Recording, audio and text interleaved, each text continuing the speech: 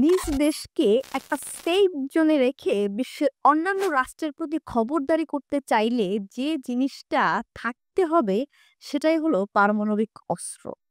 বিশ্ব রাজনীতির ময়দানে মোড়ল রাষ্ট্রের ভূমিকায় অবতীর্ণ হতে হলে একমাত্র হাতিয়ার কিন্তু পারমাণবিক বোমা। পারমাণবিক বোমা তৈরিটা কিন্তু মোটেই সহজ কিছু না। আজ জানবো কোন দেশ কিভাবে এই অস্ত্র তৈরি করলো সেই ইতিহাস। তো চলুন শুরু করা যাক। ১৯৩৮ সাল জার্মান বিজ্ঞানী অটোহান এবং স্ট্রাচম্যান আবিষ্কার করেন পরমাণু বিভাজনযোগ্য বা ফিশনযোগ্য, অর্থাৎ পরমাণু ভাঙলে বিপুল পরিমাণে শক্তি নির্গত হয়। ১৯৩৯ সাল শুরু হয় দ্বিতীয় বিশ্বযুদ্ধ। হিটলারের অত্যাচারে অনেক ইহুদি বিজ্ঞানী আমেরিকায় পালিয়ে আশ্রয় নেয়। এদের মধ্যে আলবার্ট আইনস্টাইন, লিও সিলার্ডের মতো নামকরা বিজ্ঞানীরাও ছিলেন। তারা ১৯৩৯ সালে মার্কিন প্রেসিডেন্ট ফ্রাঙ্কলিন রুজভেল্টকে একটি চিঠি লেখেন, যেখানে জার্মানির সম্ভাব্য পারমাণবিক বোমা তৈরির বিষয়ে জানানো হয়। এছাড়াও সে সময় জার্মানিতে বিখ্যাত বিজ্ঞানী হাইজেনবার্গ অবস্থান করছিলেন। এতে মার্কিন প্রেসিডেন্ট রুজভেল্টের সন্দেহ বেড়ে যায় জার্মানি যে কোনো সময় পারমাণবিক অস্ত্র তৈরি করতে পারে। সেই সন্দেহ থেকে যুক্তরাজ্য ও কানাডা মিলে একটি গোপন পরিকল্পনা হাতে নেয়, যার নাম ম্যানহাটন প্রজেক্ট। এই প্রজেক্টের লক্ষ্য ছিল মূলত পারমাণবিক অস্ত্র তৈরি করা, যার নেতৃত্ব দিয়েছিলেন বিজ্ঞানী রবার্ট ওপেনহাইমার। এছাড়াও ফার্মি, টেলর, বোর, রিচার্ড ফাইমানের মতো জগৎ বিশ্ব কাঁপানো ব্যক্তিরা এই প্রজেক্টে কাজ করেন। প্রজেক্ট শুরুর মাত্র ৩ বছর পর ১৬ জুলাই ১৯৪৫ নিউ মেক্সিকো আলামো গার্ডের মরুভূমিতে প্রথম সফল পারমাণবিক বোমার বিস্ফোরণ ঘটানো হয়, যার নাম ছিল ট্রিনিটি টেস্ট। এটা ছিল মানব ইতিহাসের প্রথম পারমাণবিক পরীক্ষা। এই পরীক্ষার সাফল্য দেখে প্রকল্পের প্রধান বিজ্ঞানী ও পারমাণবিক বোমার জনক ওপেনহাইমার এতটাই বিস্মিত হন যে তিনি বলে ওঠেন, যা ছিল মূলত ভবগত গীতার একটি শ্লোক, যার বাংলা অর্থ দাঁড়ায়, আমি এখন মরণ জগৎ ধ্বংসকারী। ৬ আগস্ট ১৯৪৫ জাপানের হিরোশিমায় এবং ৯ আগস্ট ১৯৪৫ নাগাসাকিতে লিটল বয় ও ফ্যাটম্যান নামের দুইটা পারমাণবিক বোমা ফেলা হয়। এই বোমা বিস্ফোরণের ফলে তাৎক্ষণিক হিরোশিমায় ১,৪০,০০০ মানুষ এবং নাগাসাকিতে ৭৪,০০০ মানুষ মারা যায়। এরপর জাপান আত্মসমর্পণ করে এবং দ্বিতীয় বিশ্বযুদ্ধের অবসান ঘটে। আর পৃথিবীতে শুরু হয় নতুন এক বিধ্বংসী অস্ত্র তৈরির প্রতিযোগিতা। বর্তমানে আমেরিকার কাছে ৫,২৪৪টি পারমাণবিক অস্ত্র রয়েছে। বোমার সংখ্যার দিক থেকে বিশ্বে তাদের অবস্থান দ্বিতীয়। ১৯৪৩ সাল তৎকালীন সোভিয়েত কমিউনিস্ট পার্টির জেনারেল সেক্রেটারি স্ট্যালিন জাপানের এই ধ্বংসযজ্ঞ দেখে সিদ্ধান্ত নেন যে আমাদেরকে এই পারমাণবিক অস্ত্র বানাতে হবে। মূলত স্ট্যালিন বুঝতে পারেন পরমাণু অস্ত্র ছাড়া যুক্তরাষ্ট্রের সঙ্গে শক্তির ভারসাম্য রক্ষা করা অসম্ভব, যার ফলে স্ট্যালিন গোপনে পারমাণবিক অস্ত্র তৈরির নির্দেশ দেন। এই প্রকল্পে তদারকির দায়িত্ব দেওয়া হয় লাভরেন্টি বেইয়ারকে, যিনি এনকেভিডির প্রধান, পরে যেটা কেজিবি হয়েছে, যা রাশিয়ার একটি গুরুত্বপূর্ণ গোয়েন্দা সংস্থা। আর ইগোর কুরচাতাভকে দেওয়া হয় বৈজ্ঞানিক গবেষণার দায়িত্ব। সোভিয়েতরা জোরপূর্বক জার্মান বিজ্ঞানীদের কাজে লাগায় এবং যুক্তরাষ্ট্র থেকে গুপ্তচর বৃত্তির মাধ্যমে গোয়েন্দা তথ্য সংগ্রহ করে। ম্যানহাটন প্রজেক্টের কর্মরত ক্লাউস ফুকোস থিওডর হল এবং রোজেনবার্গ দম্পতি সোভিয়েতের নিকট তথ্য পাচার করে বলে জানা যায়। এছাড়াও বিজ্ঞানী রবার্ট ওপেনহাইমারকে কমিউনিস্ট মতাদর্শী হওয়ার কারণে তথ্য পাচারের অভিযোগে অভিযুক্ত করা হয়। প্রজেক্ট শুরু হওয়ার ৬ বছর পর ২৯ আগস্ট ১৯৪৯-এ কাজাখস্তানের সেমিপারাটনিস্কের সাইটে সোভিয়েত ইউনিয়ন প্রথম পারমাণবিক বিস্ফোরণ ঘটায়, যার নাম ছিল RDS-1। পশ্চিমারা একে জয়ী-1 নামে ডাকে। এই বিস্ফোরণটি ছিল হিরোশিমায় ব্যবহৃত বোমার অনুকরণে তৈরি। এর মাধ্যমে যুক্তরাষ্ট্রের পারমাণবিক সাম্রাজ্যের যে একাচ্ছত্র আধিপত্য বা দখল ছিল তার অবসান ঘটে। সোভিয়েত শুধু পারমাণবিক বোমা তৈরি করে থামেনি, তারা হাইড্রোজেন বোমা তৈরির দিকে মনোযোগ দেয়। ১৯৫৫ সালে সোভিয়েত মাত্র ৫ বছরের মাথায় সফলভাবে হাইড্রোজেন বোমার পরীক্ষা চালায়। ১৯৬১ সালে সোভিয়েত পৃথিবীর সবচেয়ে শক্তিশালী পারমাণবিক বোমার পরীক্ষা চালিয়ে পৃথিবীকে চমকে দেয়, যার নাম ছিল ট্রিজার বোম্বা, যার শক্তি ছিল ৫০ মেগাটন TNT এর সমতুল্য। এই সময় কিন্তু আমেরিকাও বসে ছিল না, তারাও তাদের পারমাণবিক অস্ত্রের ভান্ডার সমৃদ্ধ করছিল। এই পারমাণবিক শক্তিকে কেন্দ্র করে বিশ্ব আমেরিকাপন্থী ও সোভিয়েতপন্থী দুই ভাগে ভাগ হয়ে যায়, যার ফলশ্রুতিতে ঘনিয়ে আসে স্নায়ুযুদ্ধ। দ্বিতীয় বিশ্বযুদ্ধের পর সোভিয়েত সমাজতন্ত্র আর আমেরিকার গণতন্ত্রের কথা প্রচার করতে থাকে। মুখে গণতন্ত্র আর সমাজতন্ত্রের কথা বললেও ভেতরে ভেতরে ছিল ক্ষমতা আর শক্তির লড়াই। আর এই লড়াইয়ের মূল হাতিয়ার ছিল পারমাণবিক অস্ত্র। বর্তমানে রাশিয়ার ভান্ডারে ৫,৯৭৭টি পারমাণবিক অস্ত্র রয়েছে। পারমাণবিক অস্ত্রের দিক থেকে রাশিয়া পৃথিবীর ১ নম্বরে রয়েছে। দ্বিতীয় বিশ্বযুদ্ধের সময় জার্মান পারমাণবিক বোমা তৈরি করতে পারে এই আশঙ্কায় ব্রিটিশ সরকারের নির্দেশে মাউন্ট কমিটি গঠন করা হয়। এই কমিটি পারমাণবিক বোমা তৈরি করা যাবে কি যাবে না সেটা পরীক্ষা নিরীক্ষা করে। কমিটির প্রতিবেদনে বলা হয় পারমাণবিক বোমা তৈরি করা সম্ভব।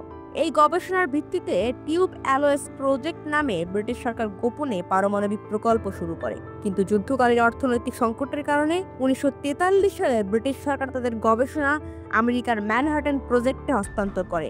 অনেক ব্রিটিশ বিজ্ঞানী আমেরিকায় গিয়ে এই প্রকল্পে যোগ দেয়।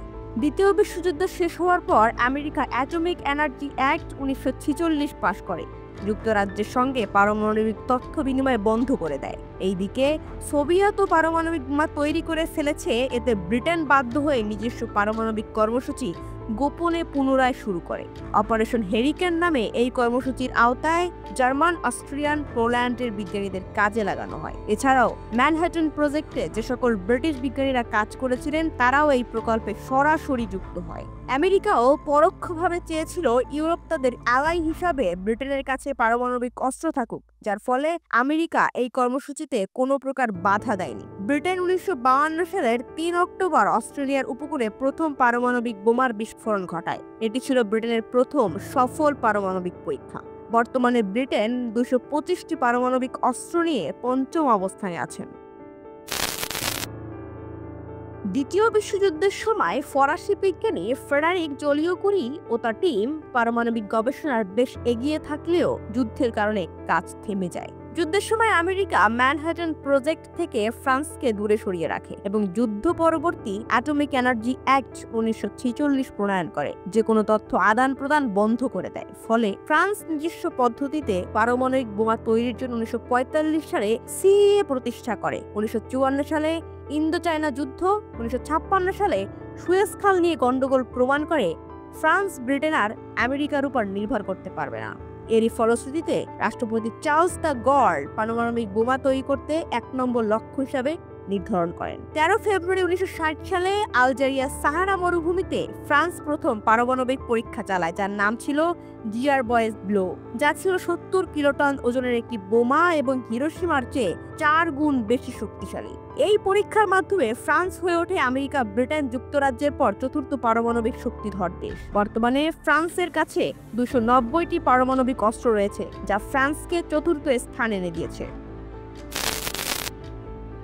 ১৯৪৯ সালে কমিউনিস্ট চীন প্রতিষ্ঠার পর মাও সেতুং বুঝতে পারেন পারমাণবিক শক্তিধর না হলে চীন বিশ্ব রাজনীতিতে মর্যাদা পাবে না। ১৯৫০ সালে সোভিয়েতের সাথে চীন সামরিক সহযোগিতা চুক্তি করে, যার আওতায় চীনা বিজ্ঞানীরাও প্রশিক্ষণ নিত।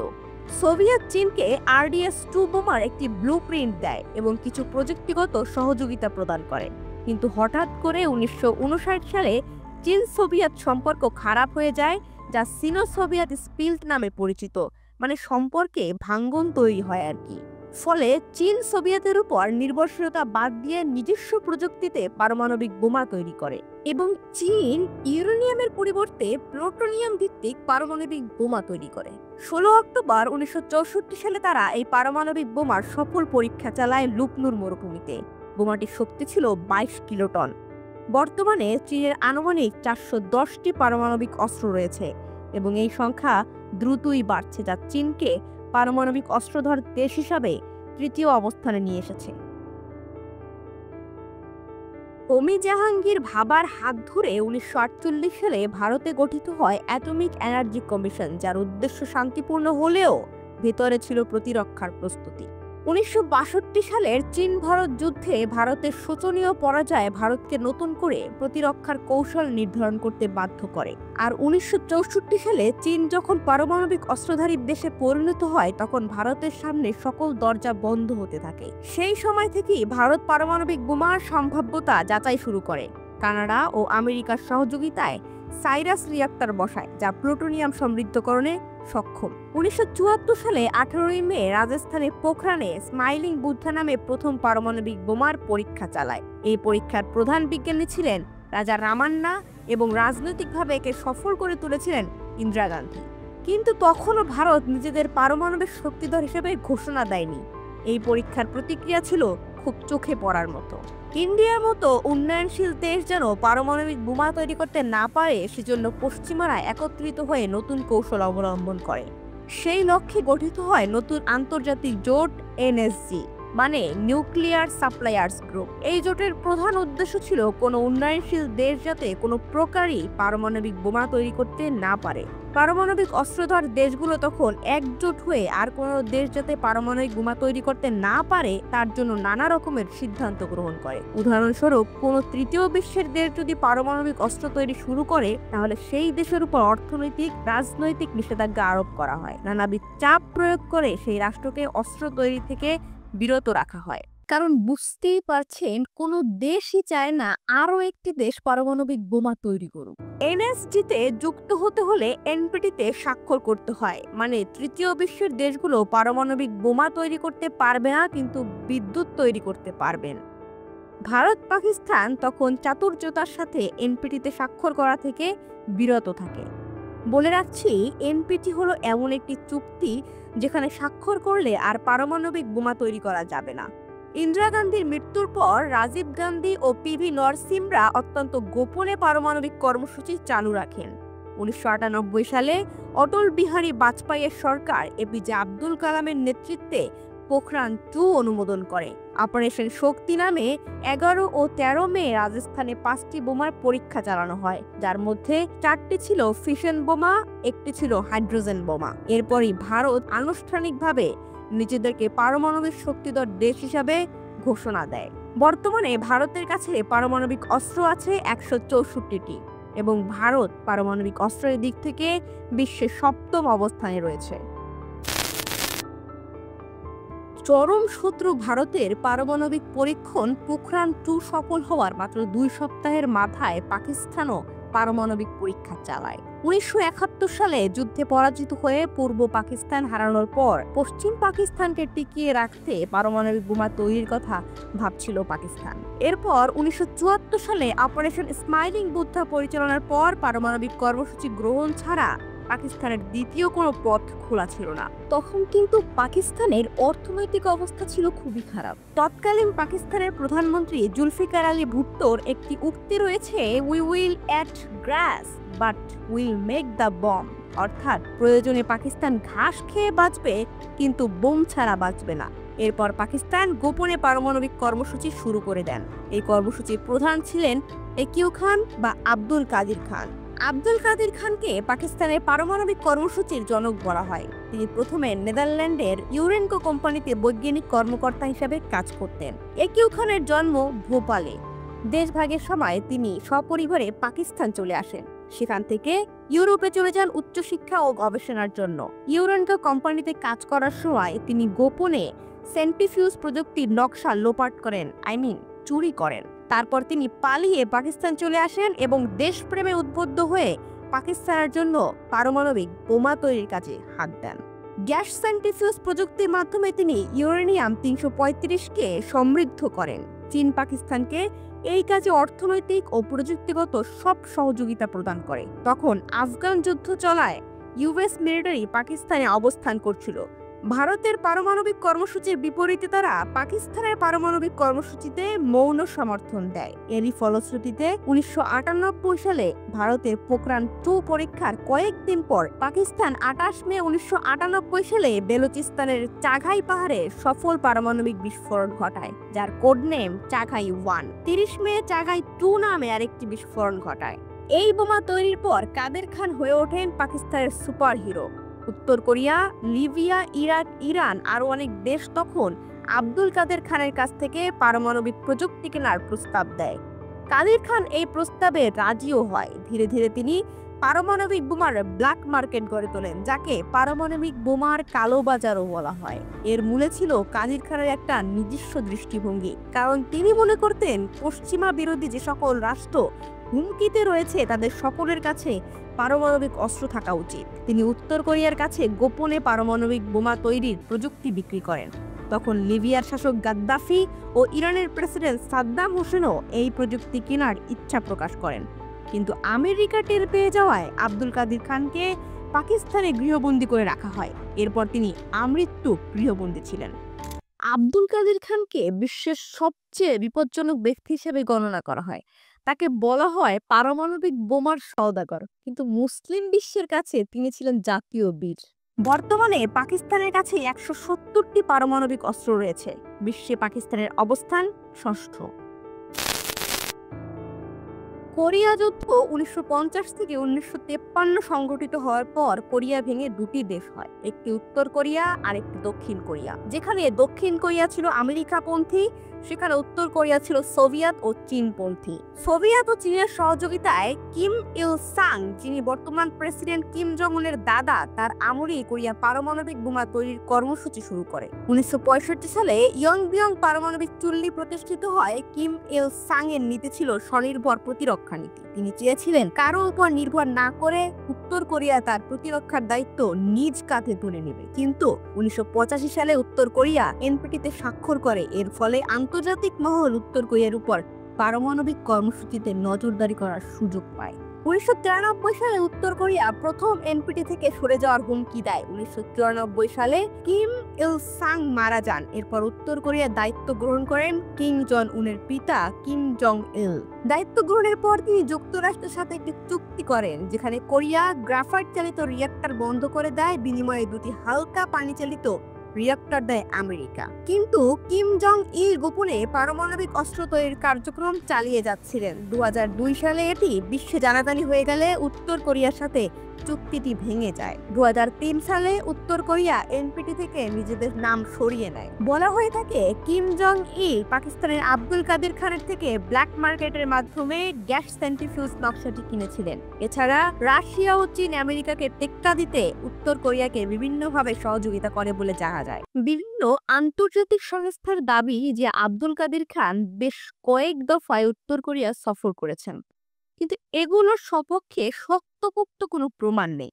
এগুলো অনেকটা কনস্পিরেসি থিওরির মতো। 2006 সালে 9 অক্টোবর উত্তর কোরিয়া প্রথমবারের মতো পরীক্ষামূলকভাবে পারমাণবিক বোমার বিস্ফোরণ ঘটায় এবং নিজেদের আনুষ্ঠানিকভাবে পারমাণবিক অস্ত্রধর দেশ হিসাবে ঘোষণা করে। কিম জং ইলের মৃত্যুর পর 2011 সালে বর্তমান উত্তর কোরিয়ার প্রেসিডেন্ট কিম জং উন ক্ষমতায় আসেন। তিনি 2013 সালে আরও একবার পারমাণবিক বোমার পরীক্ষা চালান। 2016 ও 2017 সালে উত্তর কোরিয়ায় একাধিকবার পারমাণবিক বোমার বিস্ফোরণ ঘটায়, সাথে হাইড্রোজেন বোমার পরীক্ষা চালায়। বর্তমানে কিম জং উনের নির্দেশে আন্তঃমহাদেশীয় ব্যালিস্টিক ক্ষেপণাস্ত্র তৈরি করেছে, যা আমেরিকায় আঘাত হানতেও সক্ষম। কোরিয়ার 20 থেকে 30টির মতো পারমাণবিক অস্ত্র রয়েছে, কিন্তু এর সঠিক তথ্য এখন পর্যন্ত জানা যায় না। এছাড়াও মধ্যপ্রাচ্যের বিস্ফোরা খ্যাত আমেরিকার প্রধান এলাই ইহুদিবাদী ইসরায়েলের কাছেও পারমাণবিক বোমা রয়েছে, যদিও দেশটি অফিসিয়ালি এটা ঘোষণা করেনি। তাদের পারমাণবিক কর্মসূচি অতি গোপন বলে ধারণা করা হয়। মনে করা হয় তাদের কাছে প্রায় 70টি পারমাণবিক অস্ত্র রয়েছে। অন্যদিকে আফ্রিকা মহাদেশের একমাত্র দেশ হিসাবে দক্ষিণ আফ্রিকার পারমাণবিক বোমা ছিল, কিন্তু দেশটি স্বেচ্ছায় তাদের অস্ত্র ধ্বংস করে এবং এনপিটিতে স্বাক্ষর করে। অন্যদিকে সোভিয়েত আমলে ইউক্রেন কাজাখস্তানে থাকা পারমাণবিক বোমা সোভিয়েত ভেঙে যাওয়ায় তারা রাশিয়ার কাছে হস্তান্তর করে। বিনিময়ে রাশিয়া তাদের নিরাপত্তার প্রতিশ্রুতি দেয়, যদিও বর্তমানে রাশিয়া ইউক্রেন যুদ্ধ চলমান। সাই যুদ্ধের সময় সোভিয়েত দমন করার জন্য মার্কিন প্রশাসন ইতালিতে 35টি, বেলজিয়াম, জার্মান, নেদারল্যান্ডসে 15টি, তুরস্কে 20টি পারমাণবিক বোমা মোতায়েন করে, যা এখনও সেখানে মোতায়েন আছে। এসব বোমার নিয়ন্ত্রণ যুক্তরাষ্ট্রের হাতেই রয়েছে।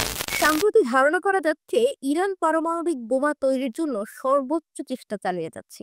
এখানে অনেকটা পাকিস্তান তাকে সহযোগিতা করছে, তবে সর্বোচ্চ বাধা হয়ে দাঁড়িয়েছে আমেরিকা ও ইসরায়েল। তো এই ছিল আজকের এপিসোড।